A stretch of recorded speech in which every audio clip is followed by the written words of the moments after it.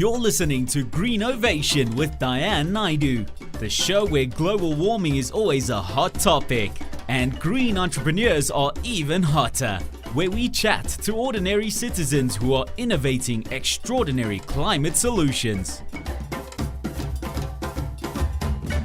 Good morning, Melville.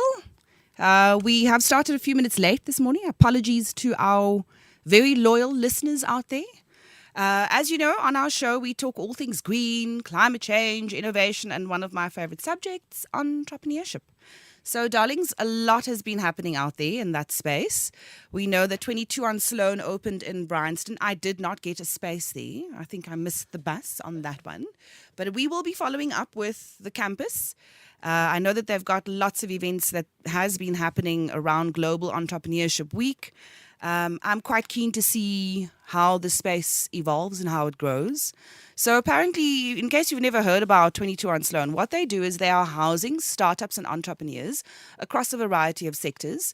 And all under one roof, they've got entrepreneurs and startups who have access to mentors, access to funders, access to thought leaders in their space. So I think this is probably the first of its kind in the country. I don't know that there is anything else like it out there. I know that certain incubators try to do parts of that. So let's see how that space shapes up. One other thing I was also quite keen to see is whether they would make that a sustainable space. As you know, we care about the environment. We care about being responsible with our natural resources. So we're hoping to get someone from that space on the show in the near future. But on a separate note, we have something really exciting happening. On the 16th of December, we have 16 countries from around the continent participating in the second annual African Spelling Bee. Did you guys know that we had a spelling bee competition in South Africa? Never mind Africa. So we've got 16 countries coming together to participate in this great event. And what's really amazing about it is that these are all young learners. Of course they're young, right? Of course. And part of the prescribed reading is, I'm an African. There's a lot of reading that they've got to do, and they'll be using words from these prescribed pieces. So I'm quite excited about this event. It's happening on the 16th of December at Maropeng, the official visitor center for the Cradle of Humankind World Heritage Site. It's a very long introduction. But guys, for this morning, I'm really excited because we've got two beautiful guests in studio. You hear them chuckling in the background. We've got Kerry Elborn from Lady Blue. Hi. Lady Blue. And we've got Pearl Nkosi from Travel Cheapskates. So I'm really excited to get into it. Ladies, welcome and thanks for joining us this morning. Thanks for having us. Thank you for having us. Pearl, you sound so excited. So let's get right into it. Like, you know what I really like? I like that we've got young people. I'm assuming you are under the age of 30? Yes. Lord, it was great to be like under 30. It's been such a long time. So let's start with you, Pearl. Tell us, what is your business about? I like that it's Travel Cheapskates. I mean, my kids call me Cheapskates for different reasons. So what is this business all about? So the business is called Traveling Cheapskates. Traveling one word. Cheapskates. Yes. So the concept is to really just get people to travel and experience South Africa in an affordable bracket. So we put together packages that include accommodation as well as activities. The idea is really to experience South Africa. So you do more of the experiencing as opposed to chilling in the hotel. With the journey of Traveling Cheapskates, we have realized that there are some people who go for leisure as opposed to experience. But initially, the dream was to get people to move and to engage with one another and see how different and similar we are as human beings. Yeah. But no, you haven't started like from the beginning.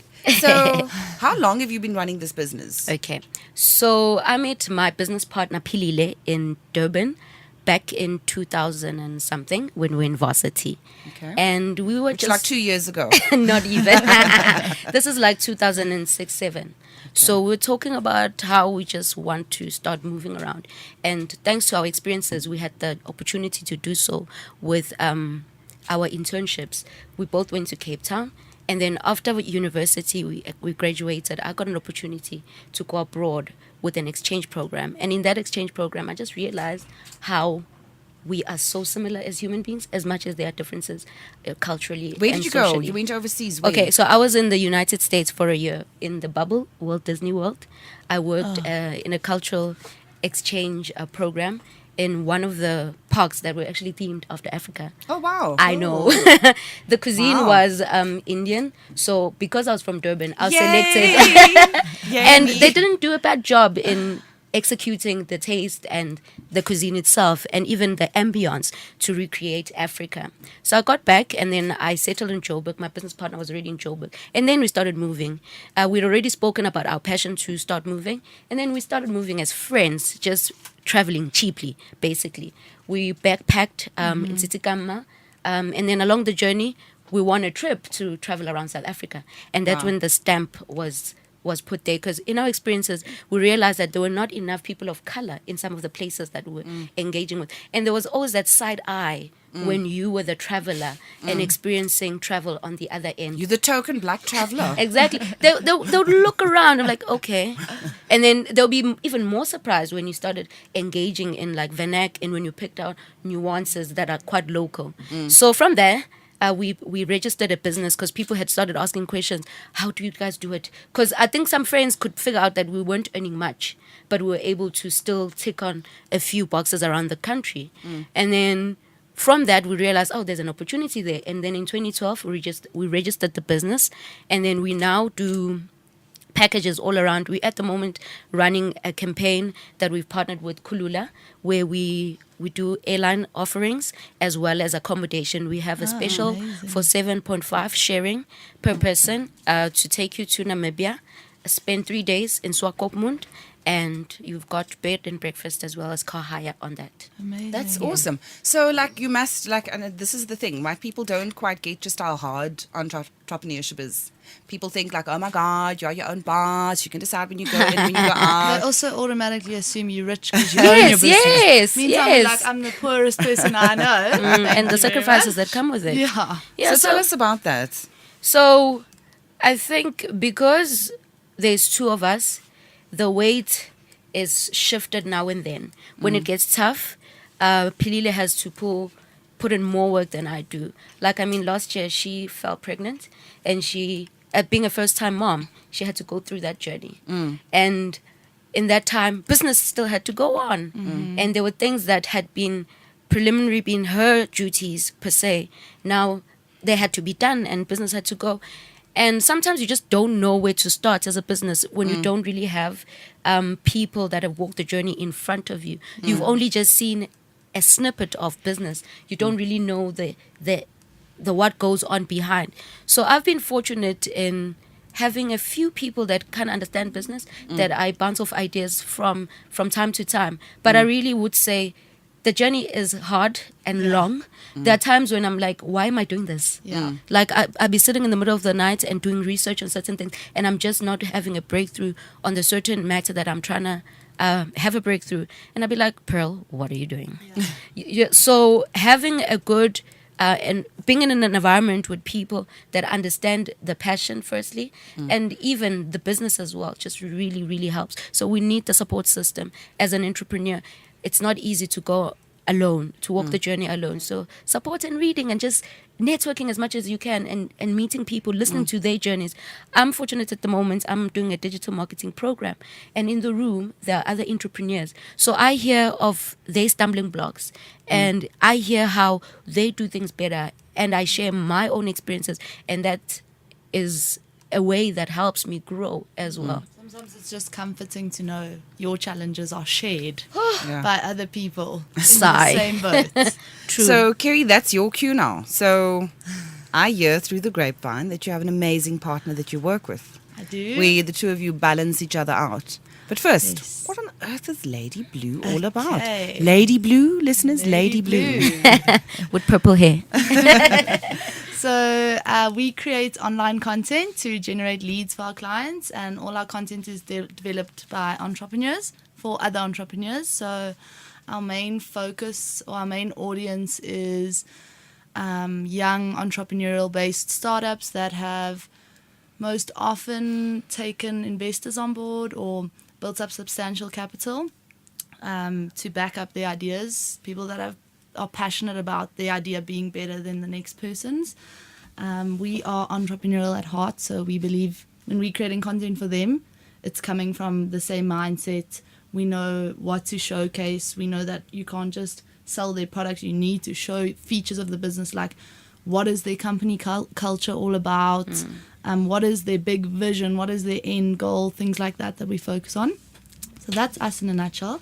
We are like your around-the-clock chief marketing officers that just come in from an outside perspective and do a bit of a brand audit and then create content to generate leads, quality leads. That sounds like amazing, but it's like rocket science. So for our listeners who are tuned in and don't quite understand what that means, like you're saying you develop content and you put it in the right places, what does that look like? Okay, so if you've got a Facebook page... Okay, take Traveling Cheapskates. So if Traveling Cheapskates has a Facebook page, then we will come in, chat to you, understand your vision, understand where you want to go, and then we'll literally create still images, we'll create little GIFs, those little animated motion graphic, we'll create videos, podcasts, if you might want that, and post it to targeting the right audience, getting leads in for you, and then your sales team will take it on from there, in a nutshell. Does that make better sense? Yeah, I'm just saying for our listeners, I listen to all these things. You must understand, I'm a little bit older, so all these little phrases and terms don't necessarily become household names for me or household phrases. But coming back to the story about entrepreneurship, it's not an easy journey, but you've been lucky to have a good partner. Great partner. I think, there's always challenges. You can be, being really different is a huge advantage, and being really different can also play on your weaknesses sometimes, and you can clash, and that does happen. It's like any relationship in your life, your friends, your family. So, but I think the biggest challenge, honestly, and I think that it's never going to end for the rest of our career, is figuring out a way to innovate your approach to business and your approach to your processes within your company. Because once you think you got it, you got to change it. And then you think you got it again, and you got to change it. If you're going to stay better than all your competitors around you, that's it always has to be your challenge kind of thing, so that you're always getting better. And there's small things like you can do just the way you thank your clients, or the way you showcase your brand online, or really small things that can just tip kind of the messages in people's heads so they can really understand you. And if you can innovate those processes, we are guided. We have a mentor who is amazing. I'm so grateful for him. He has had a long career in corporate, and he just dedicates all his time to us, which is beautiful. Nice. He's like our dad. He's our godfather in the business. And as great as it is to have somebody guide you and say, like, this is how business processes actually work, and this is the way you should handle things, and these are the kinds of decisions you need to make. You need to be able to take that advice, and instead of follow suit, you need to be able to find a way to innovate, put your twist on it, and then implement it. And it's all trial and error, and I don't think that's going to stop for the rest of our career. Yeah, well, I think it brings us to a very interesting point. Like, we often talk about, in fact, the owner of the station, we often talk about the power of collaboration. So often people would say, well, that's my competitor, I can't work with him. But in the entrepreneurship space, there's a new word which has been bandied about. It's called co-opetition. So you can cooperate with or collaborate with your competition for a greater end. And coming back to you, Pearl, you said that you've got this relationship now going with Kulula. How hard was that? Because I think people can hear a story like that and you say, no, we're now working with Kulula, and it sounds amazing. It didn't just happen overnight, surely. Certainly. And we've had to knock at a few doors before that one was actually open. And even at the point that we're standing now, it's still not the relationship we aspire to be. It's just that we're glad that we've got something going, and it's very hard. And you must also understand, in the space of tourism, where there's already big players that have been around for a long time, they're reputable, and here you come, the small fish, and you say you're Traveling Cheapskates, you're excited about life and whatnot, and you say, how long have you been operating again? And then that kind of like doesn't play in your favor so much. They're excited to collaborate with youngsters and so forth, but it's not the relationship that we want. We're working on it to get the most out of it. But it's also important to take opportunities and walk the journey with the opportunity and see how it evolves and what other opportunities come up for you in that space. But I do want to ask, I mean, like, you are two young black females in the space, Yes. both under 30. Yes. You probably started with a zero cash Yes. injection. Yes. But what have you found to be the most useful tools? And now I was sharing with Kerry earlier that I work in the space of a bit of tourism. I do a lot of, in fact, not a bit, a lot of tourism work. Yeah. What are the tools that you are finding are most effective? And I think it's also a tip for our other entrepreneurs out there. I mean, Kerry's spoken about online marketing and developing content. What have you found to be the most effective marketing tool in your business, or what's working and what's not working for you? Okay, so you're very correct in saying we started off with zero balance and Yeah. in the business, and social media. Facebook has been the place where we played the most, and we've had returns. And it's just recreating yourself. And like you were saying, how once you figure something out, try and figure it out again and revolve as you go along. So our packages and people that have come to know of us have really been on the digital space. And I think these days that's where people are. That's where ideas are born sometimes. When we're doing research, we're seeing what other people are doing, what are they saying. Because also just jumping on conversations on places like Twitter with the travel chats, or Travel Tuesday, hearing what people are saying, what the difficulties and challenges they're having within maneuvering around the country and what they're thinking. Because like I said, we started off thinking people just want a backpack like we do. Yeah. And then reality was like, no, buddy, people want to have Instagram fit pictures where they in leisure they look like they've made it in life. Famous. Exactly. So we had to shift and rethink what our customers are saying, because at the end of the day they're the ones that will keep us in existence. So really social media has been the place. So you're saying social media, is it mostly like a younger audience that you appeal to, or is it across the board? Your late 20s to mid 30s are the bulk of our. And what are they experiencing? Like, what are they after? I want to know, like, what are they wanting to do? Bungee jumping or? No, people are starting to Dan travel wants with to their relive the families. People are starting to move around with their families and their friends. So that's a bulk of the people that we cater for. So people going on, friends going on girls' getaway, and families just having an annual escape now and then. There's actually a mom that's been talking to us who wants to. She has a 10-year-old. It's her son, yeah. She wants to continuously travel, like make it a monthly, a bi-monthly thing that she travels with her son. So it's people are getting interested in moving and experiencing places. And how does your model work? Is it packages that are set and you choose a package, or can you create your own kind of adventure? So we have a range of prepackaged stuff, ranging from vacations to your Vacations, darling. to family orientated and group. Okay. And then you come to us, you have an idea in mind. We don't have it on offer. We create that for your experience. Okay. Yeah. Cool. So what are you thinking about, I Kerry? don't know. I feel like I have so many ideas in my head. That's good. It looks like it. I think we're going to take a short break, and then when we come back, we'll continue chatting to Kerry Elborn from a beautiful company called Lady Blue, and Pearl Nkosi, who's teaching the rest of the country how to be traveling cheaply, traveling as cheapskates around the country. Your face. You're listening to brandlive.co.za. Stay tuned to Green Ovation, the show that gets you talking, keeps you informed on climate change, innovation, and green entrepreneurs who are changing the country, the continent, and the world. Sustainability, innovation, entrepreneurship, just a few of our favorite things. Find out more about us on greenovation.sa.co.za. Follow me, Connect on Twitter at @DD_Naidu now.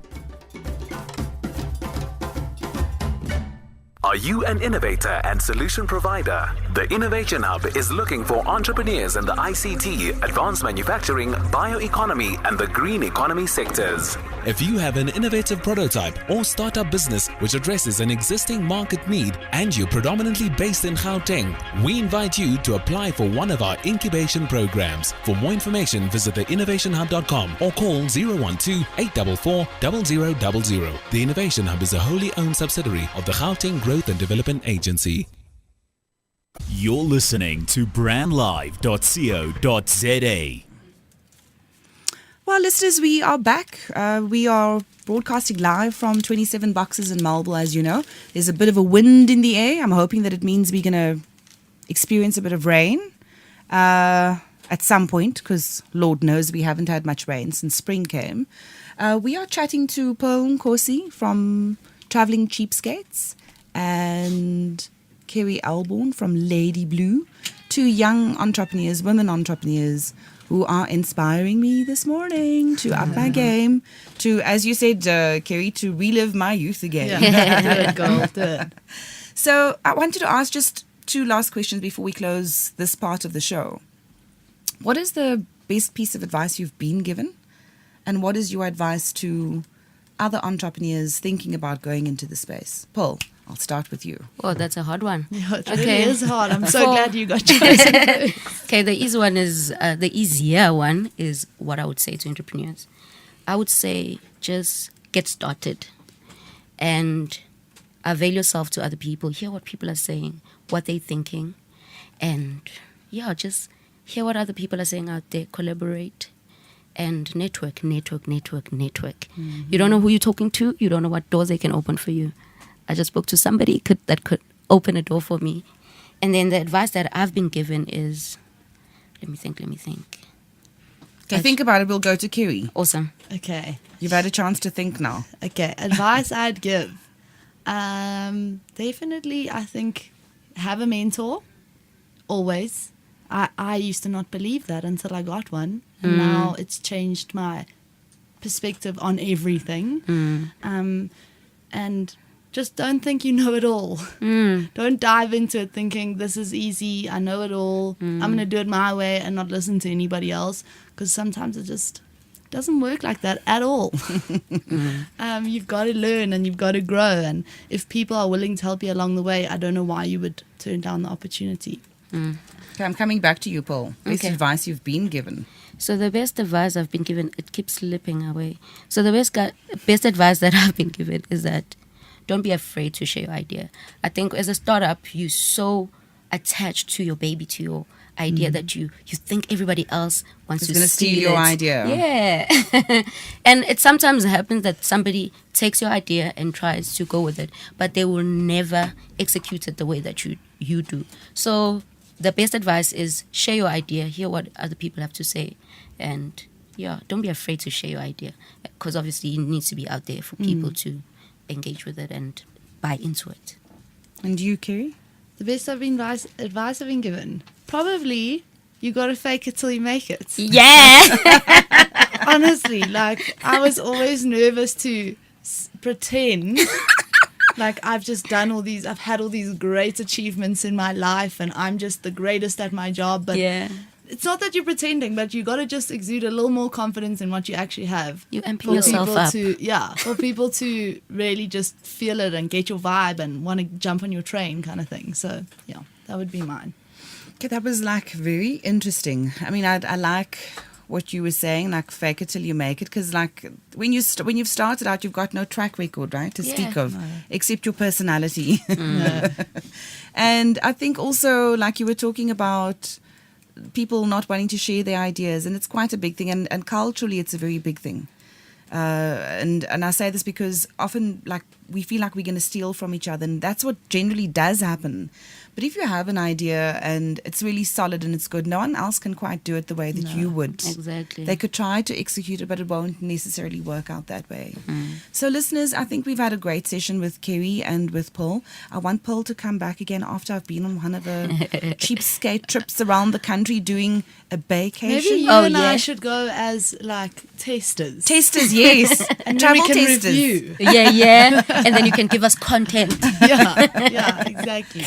So I'm so looking forward to hearing about how your summer's panned out.